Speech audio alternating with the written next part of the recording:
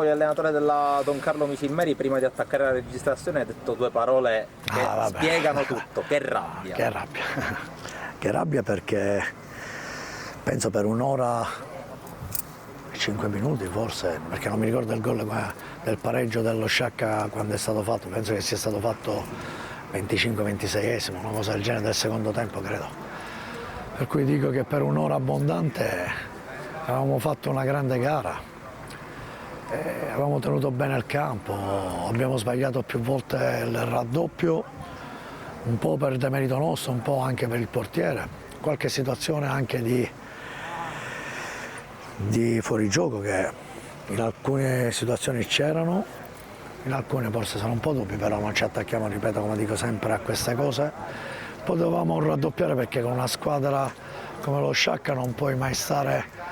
sull'1-0 in bilico, perché è una squadra formata da tanti giocatori esperti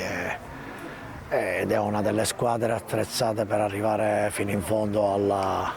nelle prime 5 classificate, voglio dire, per cui non ci possiamo mai aspettare di abbassare i ritmi e soprattutto l'intensità della manovra e delle giocate. Però abbiamo pagato a caro prezzo un 1-2 micidiale a 4-5 minuti dal termine, dove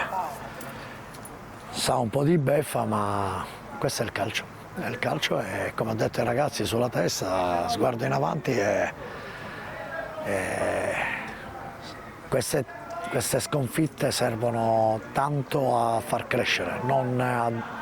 a demoralizzarci, ma soprattutto a deprimerci calcisticamente parlando,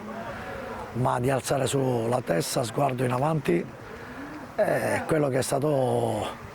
che non abbiamo raccolto, dobbiamo andarlo a raccogliere nelle prossime gare. Ecco, tra l'altro prossime gare ci sarà il terzo episodio del derby, tutta un'altra partita, anche perché il Marinò viene da una brutta scoppola contro la Tannenball. Sì,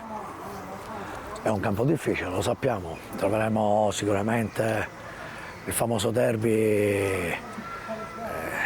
sentito fra Marineo e